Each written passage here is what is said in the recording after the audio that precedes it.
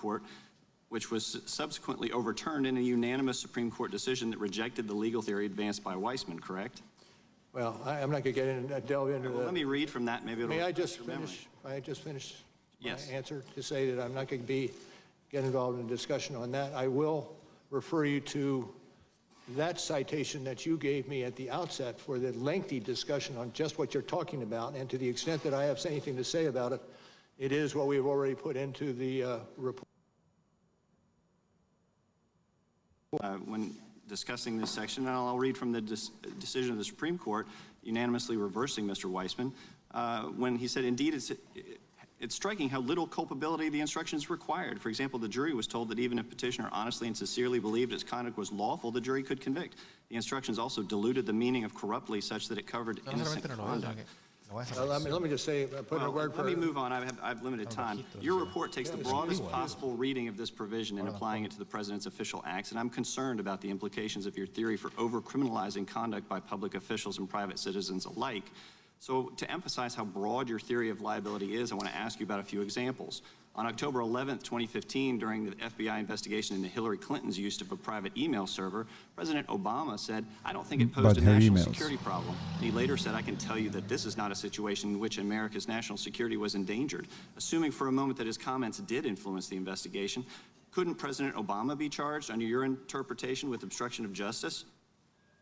Well, again, I refer you to the report, but let me say with Andrew Weissman, who is one of the more talented attorneys that we have and have on board. Okay, well, I'll take that as over a period of time. He has run a number of units. I have very limited time. In August 2015, a very senior DOJ official called FBI Deputy Director Andrew McCabe, expressing concern that FBI agents were still openly pursuing the Clinton Foundation probe. The DOJ official was apparently very pissed off, quote unquote. McCabe questioned this official, asking, are you telling me I need to shut down a validly predicated investigation? To which the official replied, of course not. This seems to be a clear example of somebody within the executive branch attempting to influence an FBI investigation. So under your theory, couldn't that person be charged with obstruction as long as a prosecutor could come up with a potentially corrupt motive? I refer you to our lengthy dissertation on exactly those issues that appears in at the end of the report. Mr. Mueller, I'd argue that it says above the Supreme Court, equal justice under law. Time of the gentleman has expired. Not stretched. Our intent was to conclude this hearing in 3 hours. Given the break, that would bring us to approximately 11:40. With Director Mueller's indulgence, we will be asking about the president's statements regarding advanced knowledge of the WikiLeaks dumps. So the president refused to sit down with your investigators for an in-person interview, correct? Correct. So the only answers we have to questions from the president are contained in Appendix C to your report. That's correct. Okay, so looking at Appendix C on page 5, you asked the president over a dozen questions about whether he had knowledge that WikiLeaks possessed or might possess the emails that were stolen by the Russians. I apologize. Sure. Can you start it again? Okay, sure. So we're looking at Appendix C. Right. And at Appendix C, page 5, you asked the president about a dozen questions about whether he had knowledge that WikiLeaks possessed the stolen emails that might be released in a way helpful to his campaign or harmful to the Clinton campaign. Is that correct? You asked those questions? Okay. In February of this year, Mr. Trump's personal attorney, Michael Cohen, testified to Congress under oath that, quote, Mr. Trump knew from Roger Stone in advance about the WikiLeaks drop of emails, end quote. That's a matter of public record, isn't Se había caído la señal de internet un segundo y eso implicó que la señal se cortara y no cachamos eso hasta un rato después. Así que dimos muchos comentarios y nos reímos mucho y hubo cosas entretenidas mientras la señal estuvo cortada. Bueno, ya está casi terminando esto. Eso cerca de son las 11:30 y ya llevamos 3 horas, casi 3 horas de esto y 3 horas era el compromiso, así que ya llegué a poco. Rick Gates, in the summer of 2016, he and candidate Trump were on the way to an airport shortly after WikiLeaks released its first set of stolen emails. And Gates told your investigators that candidate Trump was on a phone call. And when the call ended, Trump told Gates that more releases of damaging information would be coming, end quote. Do you recall that from the report? If it's in the report, I support it. Okay, and that's on page 18 of Volume 2. Now, on page 77 of Volume 2, your report also stated, quote, "In addition, some witnesses said that Trump privately sought information about future WikiLeaks releases," end quote. Is that correct? Correct. Okay. Now, in Appendix C, where the president did answer some written questions, he said, quote, "I do not recall discussing WikiLeaks with him, nor do I recall being aware of Mr. Stone having discussed WikiLeaks with individuals associated with my campaign," end quote. Is that correct? If it's from the report, it is correct. Okay. So is it fair to say the president denied ever discussing WikiLeaks with Mr. Stone and denied being aware that anyone associated with his campaign discussed WikiLeaks with Stone? I'm sorry, could you repeat that one? Is it fair then that the president denied knowledge of himself or anyone else discussing WikiLeaks dumps with Mr. Stone? Yes. Okay. And with that, I would yield back. Thank you, ma'am. Thank you, Mr. Chair. Mr. Mueller, over here. Mr. Mueller, did you indeed interview for the FBI director job one day before you were appointed as special counsel? My understanding, I was not applying for the job. I was asked to give my input on what it would take to do the job, which triggered the interview you're talking about. So you don't recall on May 16th, 2017, that you interviewed with the president regarding the FBI director job? I interviewed with the president, and Regarding the FBI director job? It was about the job and not about me applying for the job. So your statement here today is that you didn't interview to apply for the FBI director job? That's correct. So did you tell the vice president that the FBI director position would be the one job that you would come back for? Don't recall that one. You don't recall that? No. Okay. Given your 22 months of investigation, tens of millions of dollars spent, and millions of documents reviewed, did you obtain any evidence at all that any American voter changed their vote as a result of Russians' election interference? I'm not going to speak to that. You can't speak to that. After 22 months of investigation, there's not any evidence in that document before us that any voter changed their vote because of their interference, and I'm asking you, based on all of the documents that you reviewed. That was outside our purview. Russian meddling was outside your purview? But the impact of that meddling was undertaken by other agencies. Okay, you stated in your opening statement that you would not get into the details of the Steele dossier. However, multiple times in Volume 2 on page 23, 27, and 28, you mentioned the unverified allegations. How long did it take you to reach the conclusion that it was unverified? I'm not going to speak to that. It's actually in your report multiple times that it's unverified, and you're telling me that you're not willing to tell us how you came to the conclusion that it was unverified. True.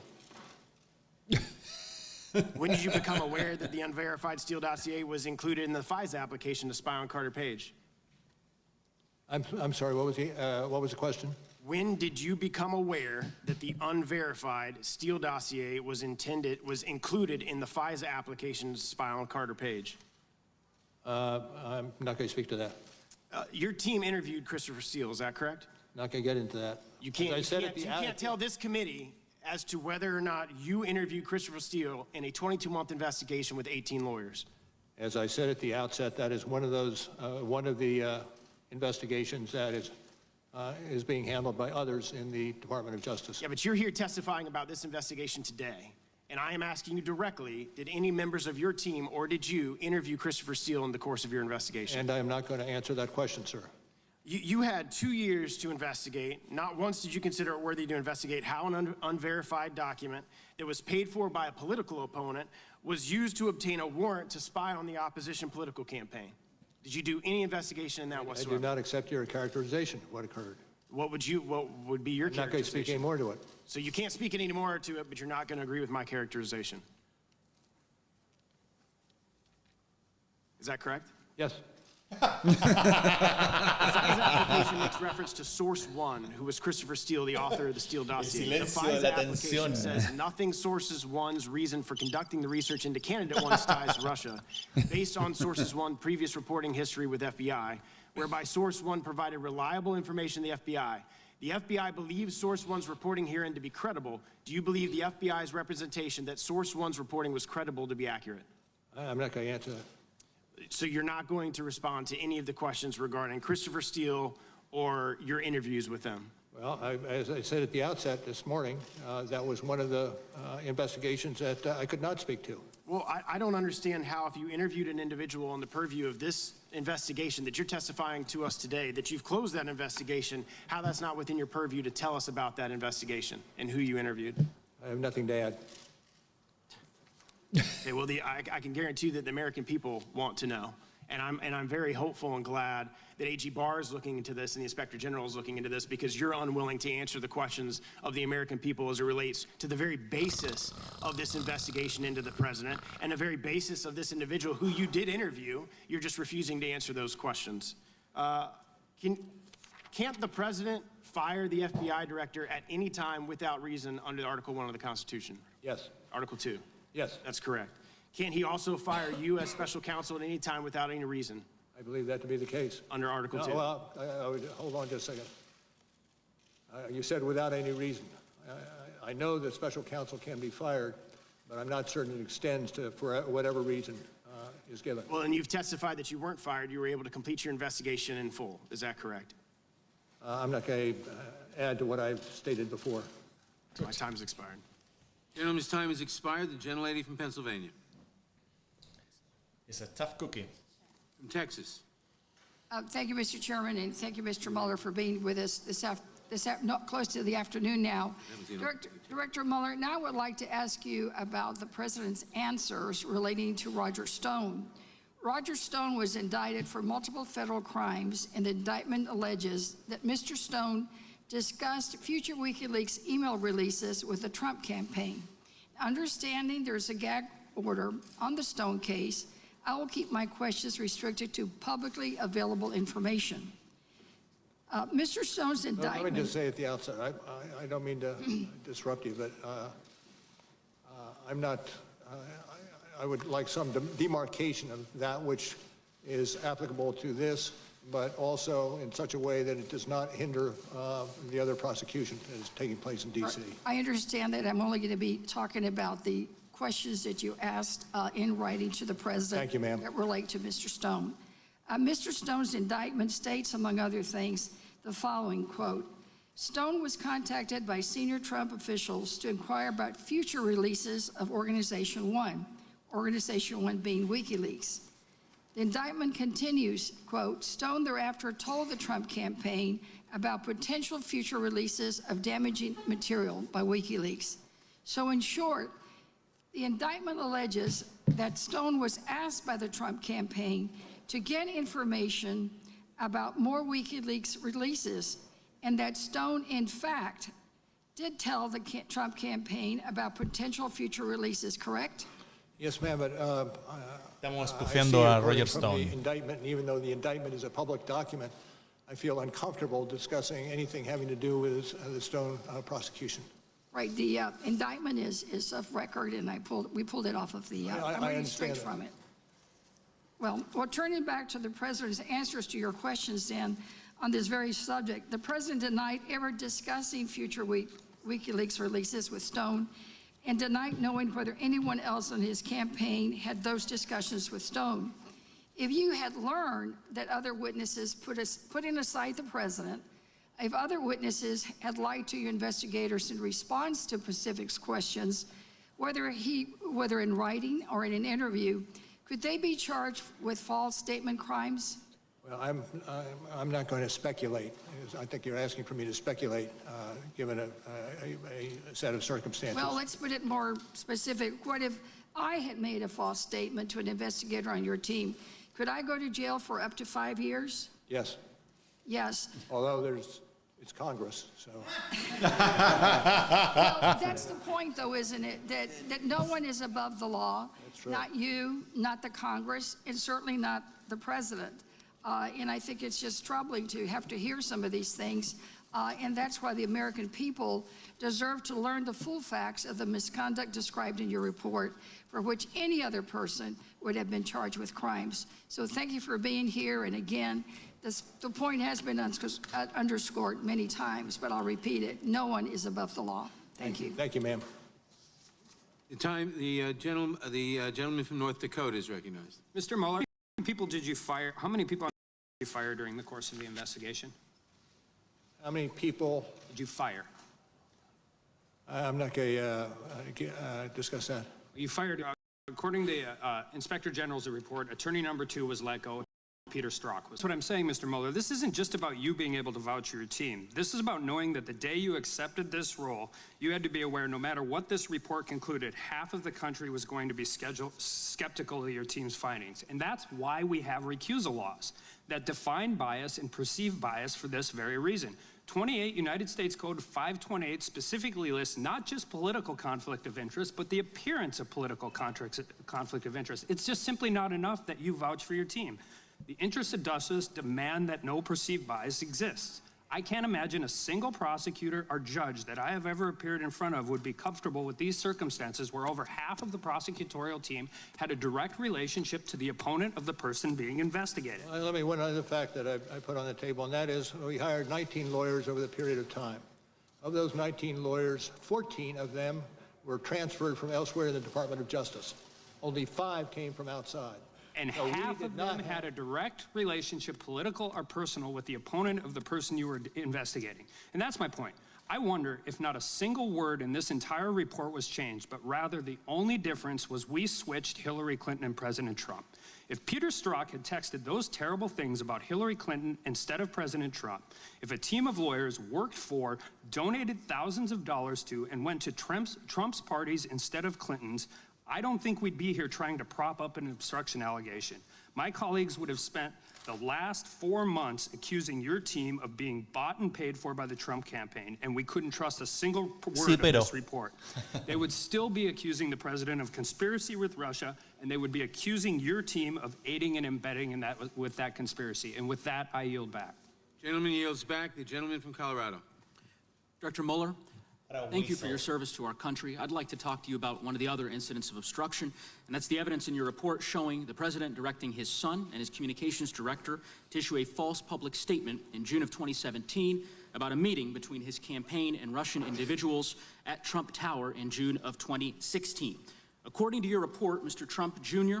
was the only Trump associate who participated in that meeting and who declined to be voluntarily interviewed by your office. Is that correct? Did Mr. Trump Jr. or his counsel ever communicate to your office any intent to invoke his Fifth Amendment right against self-incrimination? I'm not going to answer that.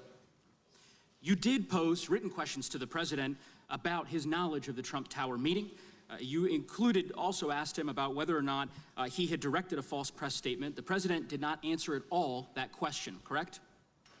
I don't have it in front of me. I take your word. I can represent to you that Appendix C, specifically C13, states as much. According to page 100 of Dale Cispan, dale dale dale dale Cispan, dale Vamos Cispan, dale with Russia Ahora. as part of Russia and its government support It's for Mr. alive! Trump Jr. responded, "If it's what you say, I love it." And he, Kushner, and Manafort met with the Russian attorneys and several other Russian individuals at Trump Tower on June 9th, 2016, end quote, correct? Generally accurate. Isn't it true that Ms. Hicks told your office that she went multiple times to the president to, quote, urge him that they should be fully transparent about the June 9th meeting, end quote, but the president each time said no, correct? Accurate. And the reason was because of those emails, which the president, quote, believed would not leak, correct? Well, I'm not certain how it's characterized, but generally correct. Did the president direct Ms. Hicks to say, quote, only that Trump Jr. took a brief meeting and it was about Russian adoption, end quote, because Trump Jr.'s statement to the New York Times, quote, said too much, according to page 102 of volume 2. Okay. Correct? Said too much, that's an understatement. Just check one thing. Yes. And Se le according cayó to todo lo Ms. que se llama el Hicks, the casete. president still directed her to say the meeting was only about Russian adoption, correct? Yes. Despite knowing that to be untrue. Thank you, Director Mueller. I yield back the balance of my own time. Mr. Mueller, you've been asked over here on the far right, sir. You've been asked a lot of questions here today, and to be frank, you From the performed far as right. most of us expected. You've stuck closely to your report, and you have declined to answer many of our questions on both sides. As the closer for the Republican side, I know you're glad to get to the close, I want to summarize the highlights of what we have heard and what we know. You spent 2 years and nearly 30 million taxpayer dollars and unlimited resources to prepare a nearly 450-page report, which you described today as very thorough. Millions of Americans today maintain genuine concerns about your work, in large part because of the infamous and widely publicized bias of your investigating team members, which we now know included 14 Democrats and 0 Republicans.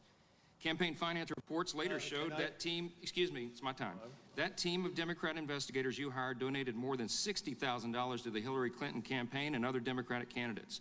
Your team also included Peter Strzok and Lisa Page, which have been discussed today, and they had the lurid text messages that confirmed they openly mocked and hated Donald Trump and his supporters, and they vowed to take him out.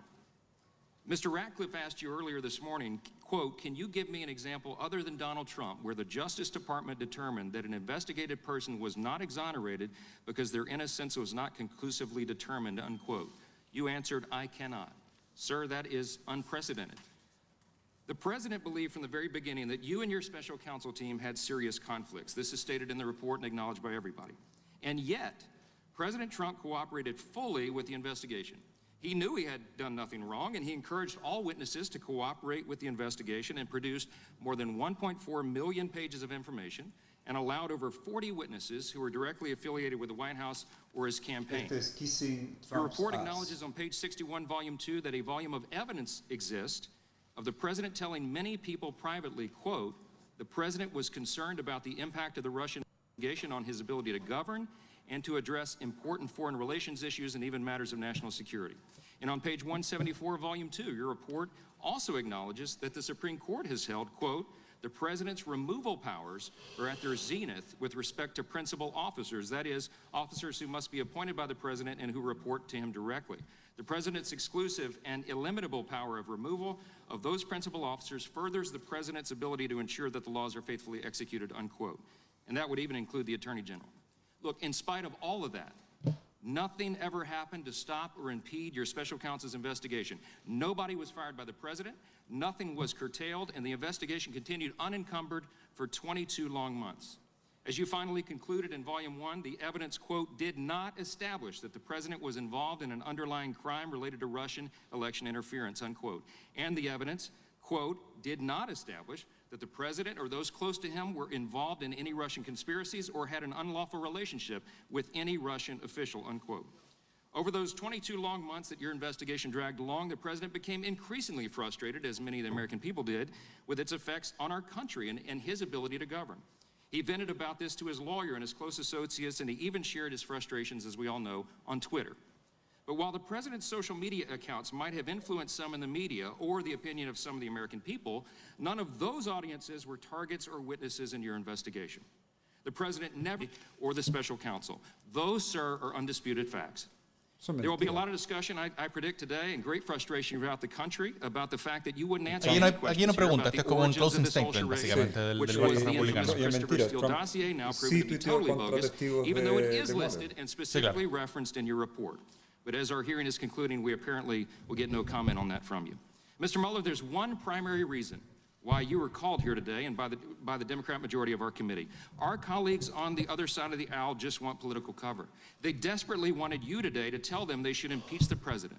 But the one thing you have said very clearly today is that your report is complete and thorough, and you completely agree with and stand by its recommendations and all of its content. Is that right? True. Mr. Mueller, one last important question. Your report does not recommend impeachment, does it? I'm not going to talk about recommendations. It does not conclude that impeachment would be appropriate here, right? I'm not going to talk about that, that issue. That's one of the many things you wouldn't talk about today, but I think we can all draw our own conclusions. I do thank you for your service to the country, and I'm glad this charade will come to an end soon, and we can get back to the important business of this committee with its broad jurisdiction of so many important issues for the country. With that, I yield back. The gentleman yields back. I want to announce that our intent was to conclude this hearing at around 11:45. All of the Republican members have now asked their questions, but we have a few remaining Democratic members. They will be limiting their questions, so with Director Mueller's indulgence, we expect to finish within 15 minutes. The gentlelady from Georgia is recognized. Thank you, Mr. Chairman, and thank you, Director Mueller. Your investigations of the Russian attack on our democracy and of obstruction of justice were extraordinarily productive. In under 2 years, you charged at least 37 people or entities with crimes. You convicted 7 individuals, 5 of whom were top Trump campaign or White House aides. Charges remain pending against more than 24 Russian persons or entities and against others. Now, let me start with those 5 Trump campaign or administration aides that you convicted. Would you agree with me that they are Paul Manafort, President Trump's campaign manager, Rick Gates, President Trump's deputy campaign manager, Michael Flynn, President Trump's former national security advisor, Michael Cohen, the president's personal attorney, George Papadopoulos, President Trump's former campaign foreign policy advisor, correct? Correct. And the 6th Trump associate will face trial later this year, correct? And that person would be Roger Stone, correct? Correct. Thank you. Well, I'm not certain what you said by Stone, but he is in another court system, as I indicated before. Exactly. He's still under investigation. We don't want to discuss. Correct. Thank you. And there are many other charges as well, correct? Correct. So, sir, I just want to thank you so much in my limited time today for your team, the work that you did and your dedication. In less than 2 years, your team was able to uncover an incredible amount of information related to Russia's attack on our elections and to obstruction of justice. And there's still more that we have to learn. Despite facing unfair attacks by the president, and even here today, your work has been substantive and fair. The work has laid the critical foundation for our investigation, and for that, I thank you. I thank you.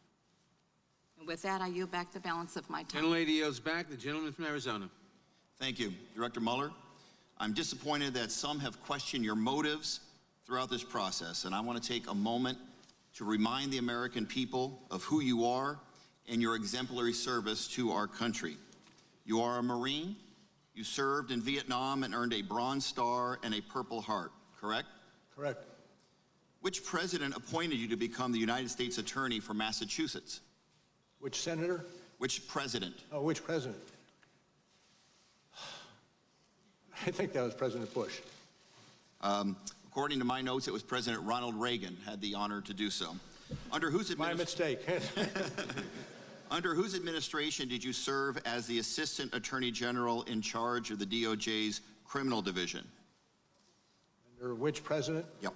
That would be George Bush 1. That is correct, President George H.W. Bush. After that, you took a job at a prestigious law firm, and after only a couple years, you did something extraordinary. You left that lucrative position to re-enter public service, prosecuting homicides here in Washington, D.C. Is that correct? Correct. When you were named director of the FBI, which president first appointed you? Bush. And the Senate confirmed you with a vote of 98-0, correct? Surprising. And you were sworn in as director just 1 week before the September 11th attacks. True. You helped to protect this nation against another attack. You did such an outstanding job that when your 10-year term expired, the Senate unanimously voted to extend your term for another 2 years, correct? True. When you were asked in 2017 to take the job as special counsel, the president had just fired FBI Director James Comey. The Justice Department and the FBI were in turmoil. You must have known there would be an extraordinary challenge. Why did you accept? I'm not going to get into that's a little bit off track. It was a challenge, period. Some people have attacked the political motivations of your team, even suggested your investigation was a witch hunt. When you considered people to join your team, did you ever even once ask about their political affiliation? Never once. In your entire career as a law enforcement official, have you ever made a hiring decision based upon a person's political affiliation? No. I'm not surprised. If I might just interject, the capabilities that we have shown in the report that's been discussed here today was a result of a team of agents and lawyers who were absolutely exemplary, and were hired because of the value they could contribute to getting the job done and getting it done expeditiously. Sir, you're a patriot, and clear to me in reading your report and listening to your testimony today, You acted fairly and with restraint. There were circumstances where you could have filed charges against other people, mentioned the report, but you declined. Not every prosecutor does that, certainly in a one on a witch hunt. The attacks made against you and your team intensified because your report is damning. And I believe you did uncover substantial evidence of high crimes and misdemeanors. Let me also say something else that you are right about. The only remedy for this situation is for Congress to take action. I yield back. Gentleman yields back. The gentlelady from Pennsylvania. Good morning, Director Mueller. Natalie Dean. Gotcha, sorry. Thank you. I wanted to ask you about public confusion connected with Attorney General Barr's release of your report. I will be quoting your March 27th letter. Sir, in that letter, and at several other times, did you convey to the Attorney General that the, quote, introductions and executive summaries of our 2-volume report accurately summarize this office's work and conclusions, end quote? And I have to say that the letter itself speaks for itself. And those were your words in that letter. Continuing with your letter, you wrote to the Attorney General that, quote, the summary letter that the department sent to Congress and released to the public late in the afternoon of March 24th did not fully capture the context, nature, and substance of this office's work and conclusions, end quote. Is that correct? Again, I rely on the letter itself for its terms. Thank you. What was it about the report's context, nature, substance that the Attorney General's letter did not capture? I think we captured that in the March 27th responsive letter. And this is from the 27th letter. What were some of the specifics that you thought? I direct you to the letter itself. Okay. You finished that letter by saying there is now public confusion about critical aspects as a result of our investigation. Could you tell us specifically some of the public confusion you identified? Not generally. Again, I go back to the letter, and the letter speaks for itself. And could Attorney General Barr have avoided public confusion if he had released your summaries and executive introduction and summaries? And I don't feel comfortable speculating on that. Shifting to May 30th, the Attorney General, in an interview with CBS News, said that you could have reached, quote, you could have reached a decision as to whether it was criminal activity, end quote, on the part of the president. Did the Attorney General or his staff ever tell you that he thought you should make a decision on whether the president engaged in criminal activity? I'm not going to speak to what the Attorney General was thinking or saying. If the Attorney General had directed you or ordered you to make a decision on whether the president engaged in criminal activity, would you have so done? I can't answer that question in the vacuum. Director Mueller, again, I thank you for being here. I agree with your March 27th letter. There was public confusion, and the president took full advantage of that confusion by falsely claiming your report found no obstruction. Let us be clear, your report did not exonerate the president. Instead, it provided substantial evidence of obstruction of justice, leaving Congress to do its duty. We shall not shrink from that duty. I yield back. The gentlelady yields back. Mr. Chairman, I have a point of inquiry over on your left. Los demócratas están diciendo como Was the que point no of van a this robar hearing con to el get Mr. impeachment. Mueller to recommend impeachment? Que no van a ser, That is not a que fair van a- point of que van a inquiry. ir por el impeachment. The gentlelady from Florida is recognized. Mr. Chairman, Usted Director le va a saludar Mueller, al Congreso, to quiero que your sepa, queremos point, que the sepa que gentlelady el from Congreso Florida va a is hacer su pega. for coming here. You're a patriot. I want to refer you now to volume 2, page 158. You wrote that, quote, the president's efforts to influence the investigation were mostly unsuccessful, but that is largely because the persons who surrounded the president declined to carry out orders or accede to his requests. Is that right? That is accurate, and that is what we found. And you're basically referring to senior advisors who disobeyed the president's orders, like White House counsel Don No, but- McGahn, no. former Trump campaign No, manager tampoco. Corey Eso. Lewandowski. Is that right? We have not specified person touching. Well, in page 158, White House counsel Don McGahn, quote, did not tell the acting attorney general that the special counsel must be removed, but was instead prepared to resign over the president's orders. You also explained that an attempt to obstruct justice does not have to succeed to be a crime, right? True. Simply attempting to obstruct justice can be a crime, correct? Yes. So even though the president's aides refused to carry out his orders to interfere with your investigation, that is not a defense to obstruction of justice by this president, is it? I'm not going to speculate.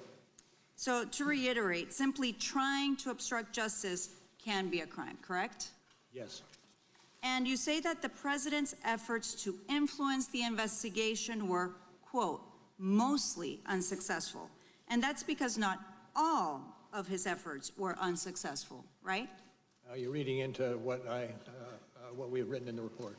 I was going to ask you if you could just tell me which ones you had in mind as successful when you wrote that sentence. I'm going to pass on that. Yeah. Director Mueller, today we've talked a lot about the separate acts by this president, but you also wrote in your report that, quote, the overall pattern of the president's conduct towards the investigations can shed light on the nature of the president's acts, and the inferences can be drawn about his intent, correct? Accurate recitation from the report.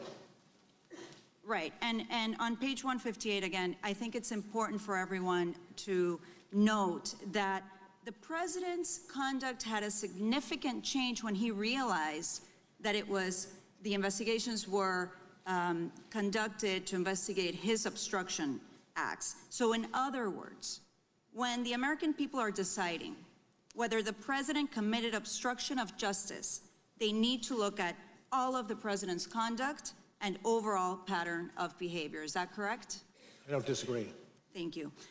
Dr. Mueller, Director Mueller, doctor also, I'll designate that too. I have certainly made up my mind about whether what we have reviewed today meets the elements of obstruction, including whether there was corrupt intent. And what is clear is that anyone else, including some members of Congress, would have been charged with crimes for these acts. We would not have allowed this behavior from any of the previous 44 presidents. We should not allow it now or for the future to protect our democracy. And yes, we will continue to investigate because, as you clearly state at the end of your report, no one is above the law. I yield back my time. The gentlelady De nuevo, yields back. fin del The reporte. gentlelady from Texas. No one is Director above the Mueller, law. Eso, el you reporte wrote termina in así. your report Sí, pues, that you, quote, y que le pasa la pelota al Congreso, determined not ¿cachai? to make a No, traditional chucha madre, ya. No prosecutorial sabía cómo judgment, terminaba el end reporte. quote. Vaya. Was that in part because of an opinion by the Department of Justice, tá. Office of Legal Counsel, that a sitting president can't be charged with a crime? Yes. Director Mueller, at your May 29th, 2019 press conference, you explained that, quote, the opinion says that the Constitution requires a process other than the criminal justice system to formally accuse a sitting president of wrongdoing, end quote.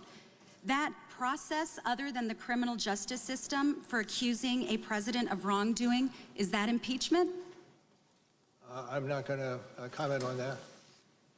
In your report, you also wrote that you did not want to, quote, potentially preempt constitutional processes for addressing presidential misconduct, end quote. Pero me gusta For the porque le pasa la pelota a los non-lawyers in the demócratas room, diciéndole, what did you mean bueno, by, ya, po, o quote, sea, potentially ustedes saben qué, preempt háganlo. constitutional Pero ni siquiera está processes? diciendo. I'm not going to try to explain that. Concha su madre. That actually is coming from page 1 of volume 2.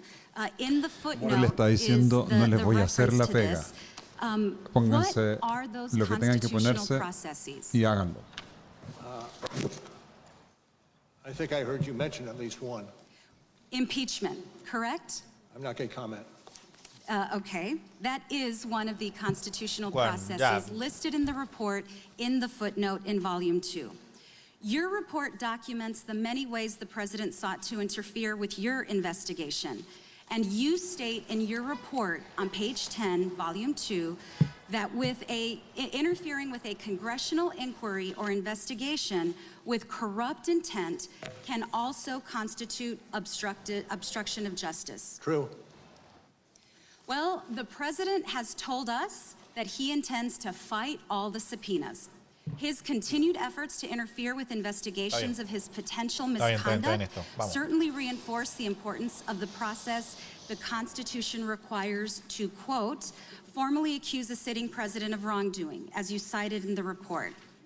And this hearing has been very helpful to this committee as it exercises its constitutional duty to determine whether to recommend articles of impeachment against the president. I agree with you, Director Mueller, that we all have a vital role in holding this president accountable for his actions. More than that, I believe we in Congress have a duty to demand accountability and safeguard one of our nation's highest principles, that no one is above the law. From everything that I have heard you say here today, it's clear that anyone else would have been prosecuted based on the evidence available in your report. It now falls on us to hold President Trump accountable. Thank you for being here. Chairman, I yield back. Mr. Chairman, Gentlelady yields back. just a point of privilege, you and I agree. Point of personal privilege. I just want to thank the chairman. We did get in our time after this was first developed to us. We did both get in time. Our side got our 5 minutes in. Also, Mr. Mueller, thank you for being here, and I join the chairman in thank you for being here. Thank you. Director Mueller, we thank you for attending today's hearing. Before we conclude, I ask everyone to please remain seated and quiet while the witness exits the room. Bueno, esto se terminó. Voy a trabajar el sonido de la señal televisiva. Ese no es una señal televisiva. No, esta no es una señal televisiva. Esto lo queremos todavía siempre. Sí. Me gustaron a mí, porque algunas partes Mueller parecía no cooperativo con los demócratas, o en general con los interrogadores en el Congreso, pero habían silencios interesantes que decían mucho más que una respuesta a lo tipo Jim Comey. Sí. Ahora, lo que yo creo que al final fue esto, es que fue el absoluto bare minimum que uno podría haber esperado. El total y absoluto mínimo de romper la burbuja comunicacional que construyó en la administración de Trump al construir esta mentira de que el informe Mueller había sido exculpatorio. Exculpatorio totalmente. Eso fue mentira. Acá todo lo que se dijo es correcto que fue mentira, pero debido a que Mueller lo único que hacía era decir sí o no, o sobre todo no comments ante las cosas que les decían los demás, el principal impacto audiovisual de Mueller diciendo algo es mínimo, ¿cachai? Porque eso, o sea, los clips en noticias van a ser de Mueller diciendo sí o no, y para eso hay que considerar todo lo que dijo el otro gallo. Entonces no es Mueller diciendo, claro, es diciendo sí, pero mucho menos que él diciendo las cosas. Entonces va a tener impacto, pero el impacto en romper esta especie como de certeza instalada falsa de que el informe había sido exculpatorio, va a hacer algo al respecto, pero va a ser muy poco al respecto. Yo creo que va a ser lo mínimo que uno podría haber esperado que haría algo así. Y eso fue porque Mueller decidió hacerlo así. Él decidió que su participación fuera de tal manera de minimizar las posibles imágenes suyas que se utilicen en forma política de ahora en adelante. Ahora, el problema es que, claro, tienen que ser utilizadas en forma política para romper esta mentira política que se había instalado antes, que desvirtúa completamente su trabajo y el de su equipo. Entonces yo hubiera esperado que él hubiera estado, no mucho más, pero un poco más dispuesto a entregar algunas cosas a los medios. Y entregó muy poco, la verdad. Entonces sí, se avanzó en algo. Fue positivo para los demócratas. Fue mejor tenerlo que no tenerlo. Pero fue muy poco positivo. O sea, avanzó poco la tarea de seguir dañando electoral y políticamente al presidente en la mira de las elecciones. Creo. Yo, por mi parte, pienso que, dado el tipo, dado Mueller como es, y de hecho había visto apariciones anteriores ante el Congreso, siempre ha sido del estilo, al contrario de Comey, de su amigo Comey, que Comey es florido, te relata casi como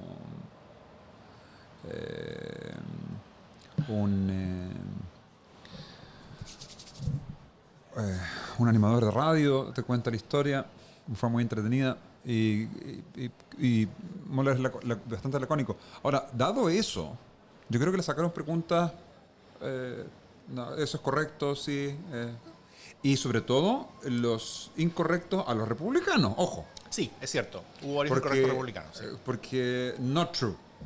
Not true. ¿Cachai? No, esto no representa lo que sale en el... Claro, no.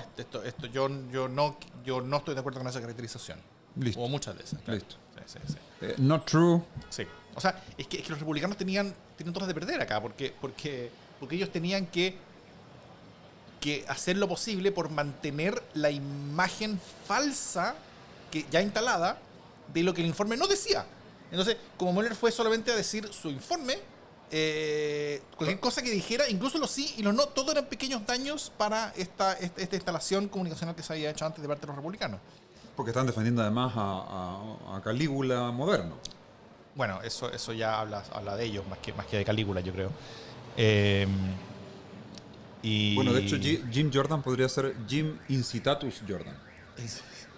Porque sabes que, para los amigos ahí que nos están viendo, Calígula nombró cónsul a su caballo Incitatus, lo que claro, no puede ser que Calígula era un orate. Puede ser, pero el cargo de cónsul en Antigua Roma era nada menos que el representante del emperador ante el Senado. Entonces, en realidad, no es una locura, sino que en el fondo era, pip en el Senado y nombro a mi caballo como mi representante ante ustedes. Claro. Y expreso Jim Incitatus Jordan. Bueno, ahora comienza el spin de la gente que está hablando, pero bueno, en general... Ahora, yo le tengo, perdona, bastante ficha y va a ser bien entretenido el ¿cómo se llama? El otro, ante la comisión de inteligencia, porque... ¿Y esto qué hora nos da esa weá? Porque Mueller no incluyó nada de la parte de contrainteligencia en su informe. Ahora, él no va a decir nada, probablemente, sobre el contenido, pero, porque lo que decía Adam Schiff era que Comey al principio, en el testimonio ante el Congreso, ante el Senado creo que fue, dijo que había sí una arista que estaba persiguiendo el FBI, una arista de contrainteligencia.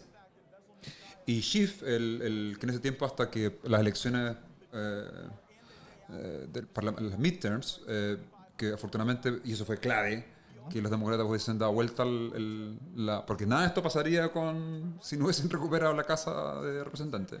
Claro, nada, sí, fue clave. Fue absolutamente clave. Y ahí Comey dijo que había una investigación en curso sobre de tipo de contrainteligencia. Y Schiff dijo que nunca más supimos en el Congreso, en el comité, nada sobre esa investigación. Nada, absolutamente nada.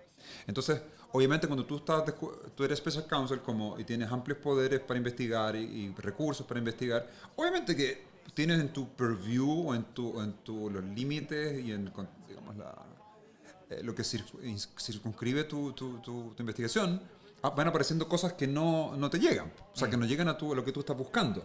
Pero es un agente de la ley, digamos. Entonces, lo deriva a otras agencias. Entonces, eso también puede ser interesante. Sí, eso lo envié, por ejemplo, no sé, a la NSA o a lo que llama la Intelligence Community, la FBI, o sea, que también es parte de esa comunidad, FBI, porque FBI ve la contrainteligencia a nivel interno, doméstico. Y les recuerdo ahí la observación sobre la serie The Americans, que Peter Strzok justamente descubrió una familia de rusos que se criaron o sea, hicieron su vida y eran espías rusos. Esto empieza a las 12:45. O sea, en media hora más. ¿Seguimos? Comamos algo. ¿Comamos algo? O sea, no, comamos algo, pero ahora, 12:20. Sí, pues, vamos al lado. ¿Pedimos algo o vamos al frente? Vamos al frente. No, mucha fuente alemana, bueno, estamos yendo demasiado. Pero, come esto, yo te he recomendado, lo puedo decir al aire, pero no arreglo soy infidente, te recomiendo enzimas digestivas. Les recomiendo cuando ustedes van a comer como cerdo. Esta semana he comido como como cerdo. toda la semana, Entonces, pizza, durante la comida o unos 15, 20 minutitos antes o 10, se toman enzimas digestivas, cabros, con lipasas, proteasas, amilasa. Entonces, no les va a caer tan mal. ¿Por qué están ese pelotudo entrevistando en C-SPAN? Les va a hacer bien. O les va a hacer no caer pesado. House Select Committee.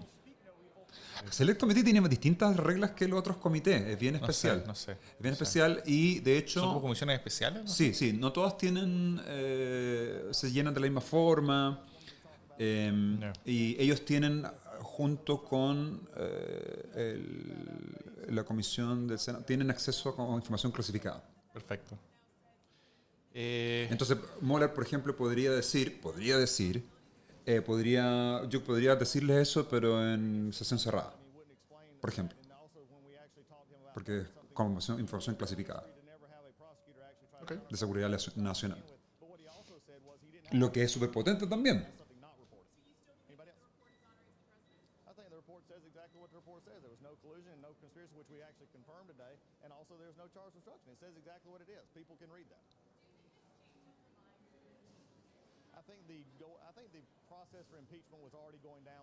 Ahora cambió el no collusion, no obstruction to no collusion, no charge of obstruction.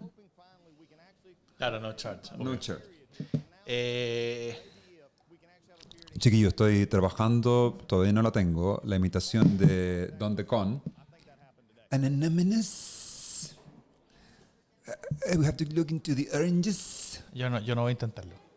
Ya, vamos a almorzar y volvemos en 20 minutos. Lo que sí les puedo dar ayuda antes de despedirme. For 100 years away, con fuente alemana. Gracias, Felipe Veloso, por eso.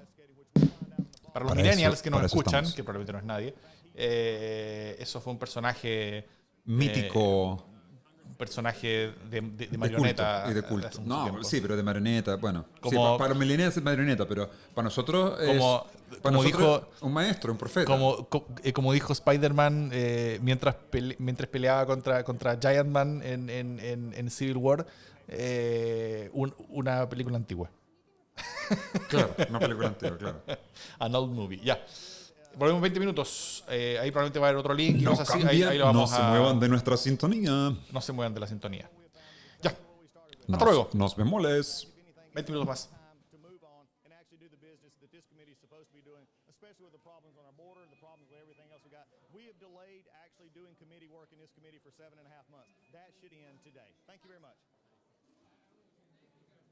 I would like to suggest we have delayed doing this work